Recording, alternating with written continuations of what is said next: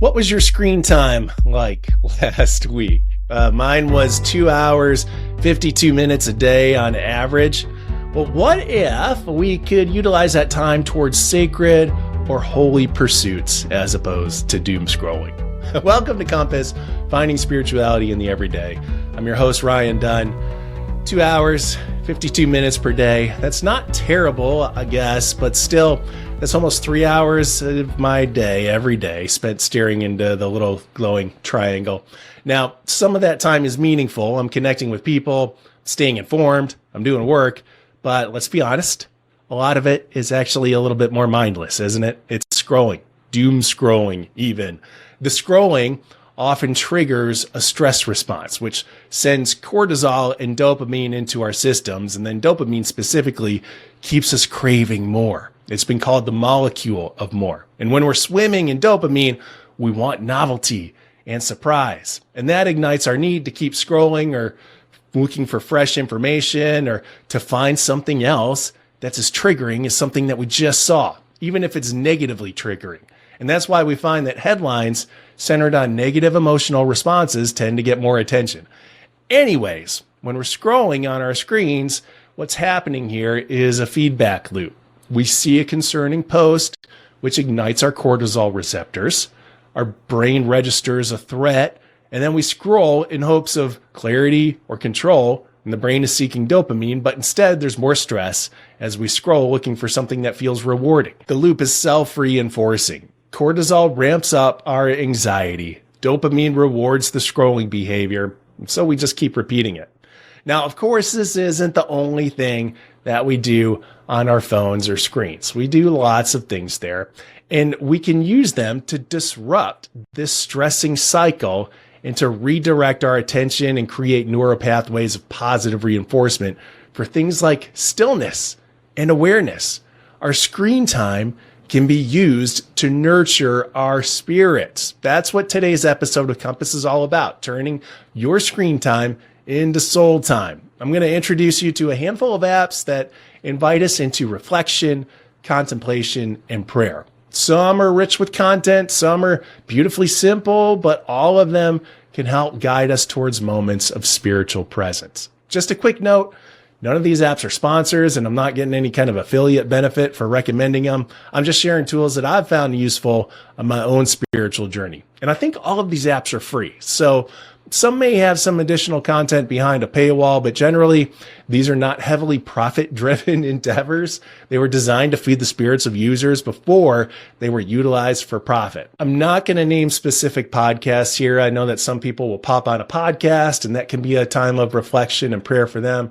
Personally, I fear that podcasts might just be a little bit too passive of an activity, though that's probably not a fully fair assessment. There are some that will likely invite listeners into some active contemplation, but I wanted to concentrate on apps that focus on inviting the user into some kind of active participation over what I see happening with most podcasts, which is a more passive form of information absorption, right?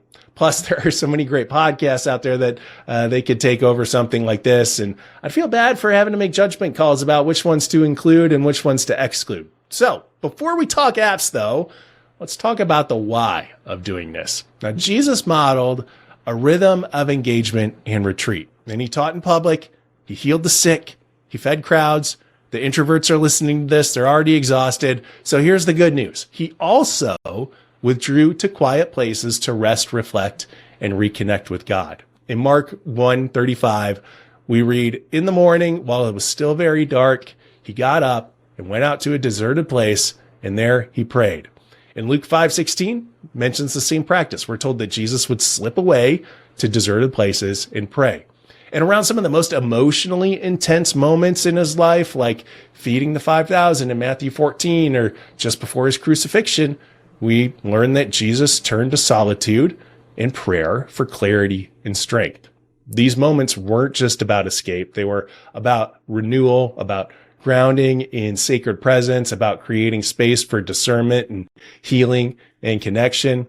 Now, modern life doesn't make this kind of rhythm very easy since we're constantly connected we can often feel overwhelmed by trying to add in something else. But just like rest is vital in a workout routine, spiritual rest, this kind of rest that we encounter through prayer and reflection or simply pausing, is vital in our faith journeys. That's why we're exploring spiritual apps, not because they replace faith or any kind of spiritual practice that we might do in community or in a church, but because they can help us carve out space for this renewal in the swirl of our everyday lives. So let's get to it. Let's look at some that can help.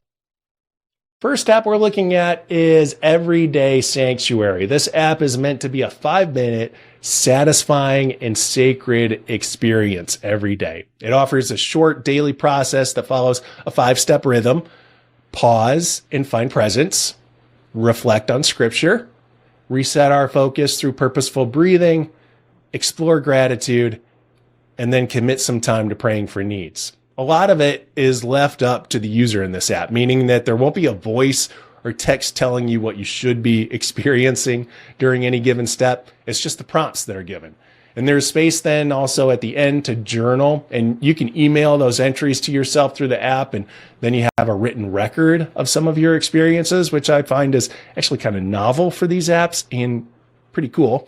I'm a proponent of naming your gratitudes. I think this is a tremendous way to break cycles of stress and stuckness. And it's such a simple thing. People just think it's cheesy, but it is very meaningful. A lot of negative rumination dies in gratitude. So the fact that this app invites us to do that daily is really helpful for me.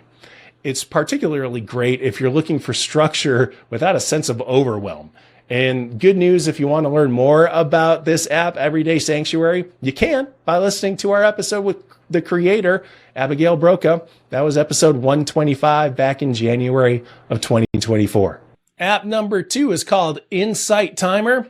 Everyday Sanctuary gives us a repetitive formula every day, right? And everyone gets the same prescription every day. Insight Timer, our second app here, is a bit of a choose your own adventure. It's packed with thousands of guided meditations, including many with a spiritual or Christian perspective.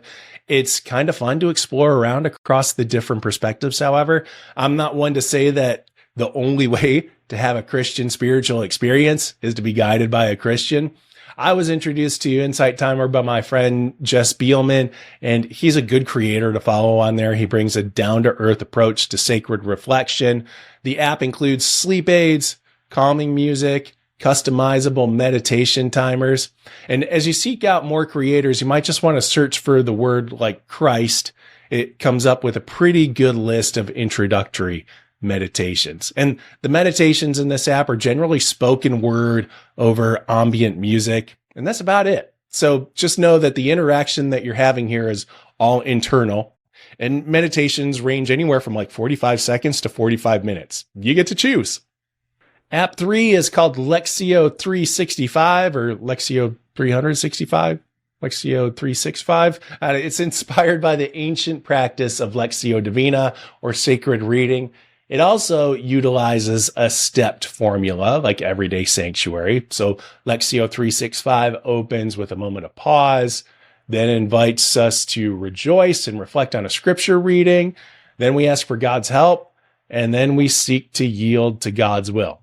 This app was developed by 24/7 Prayer Movement, and Lectio 365 offers morning and evening devotionals based on scripture.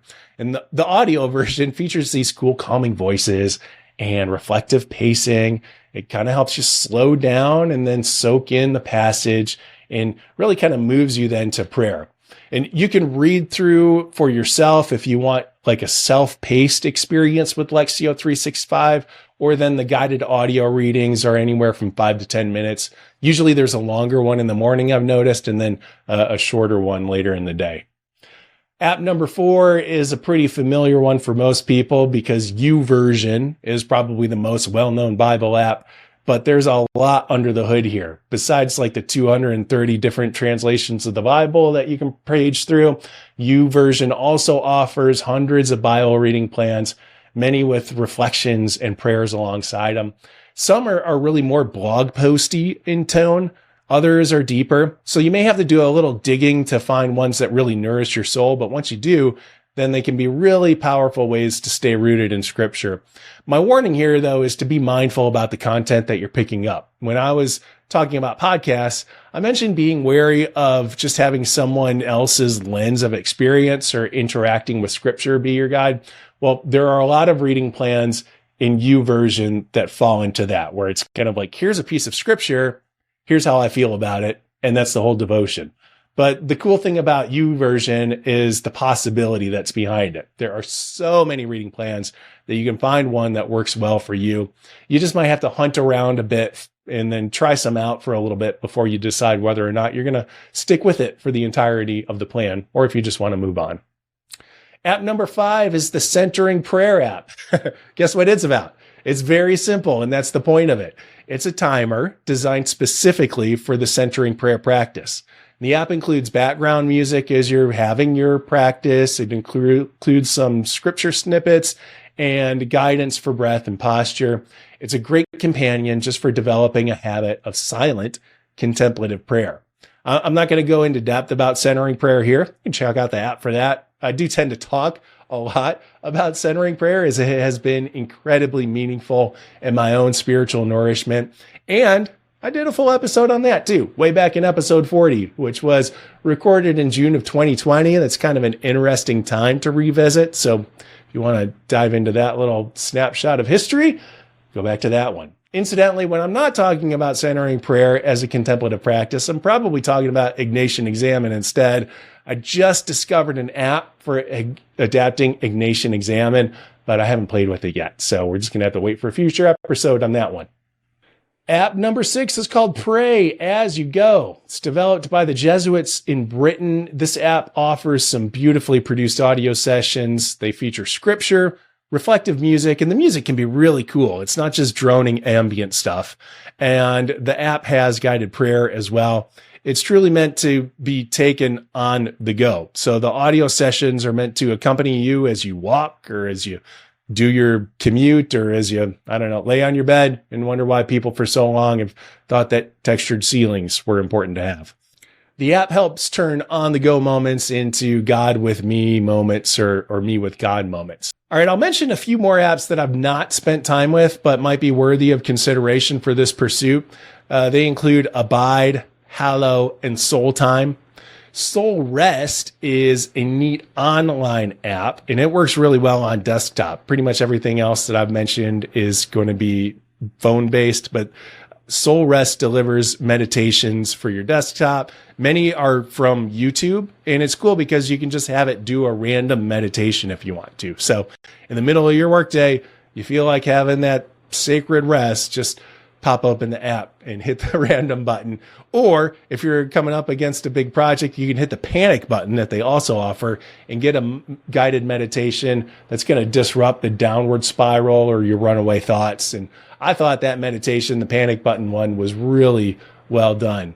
One more recommendation that I have, and it's not a contemplative app, but it's really fun. And I found it to be a refreshing way to engage in some interactive kind of prayer. It's called Text Jesus, and it's simply an AI-based interactive conversation with a Christ-centered algorithm. So I suppose that's not really prayer because I'm not addressing the Almighty directly, although I can say that I am indirectly.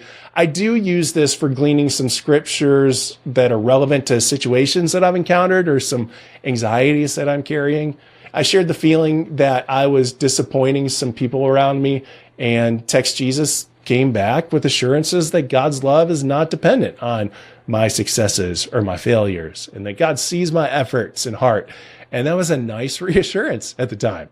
And the whole app can be kind of fun in a way that can be kind of like getting some Jesus-inspired responses to journal entries that you might be putting down. It's not theological advice, but it can offer comfort, it can offer reassurance, or even just, as I like to look at it, a gentle nudge towards grace. That's what I feel when I'm using it anyway. So, is there an app that will solve your spiritual challenges? Well, of course there isn't. These are just tools, but the good ones can help us create space. They can help us build some rhythms, and they can open us up to God's presence in the midst of our day. If you're feeling spiritually dry, distracted, disconnected or like you just need a disruption for good, maybe trying one of these apps is going to help you reawaken some joy, peace, or attentiveness. Also, I would really like to hear from you. If there's an app that's been helpful on your spiritual journey, let us know by dropping a comment on the podcast episode. Thanks for taking this journey with us on Compass, finding spirituality in the everyday.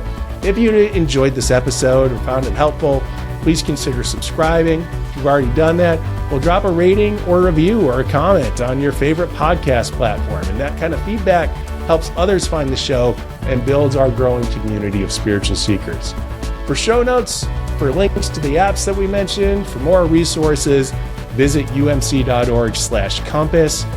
Wherever you are on your spiritual journey, we're grateful to be walking with you. Until next time, take care, keep exploring. Peace.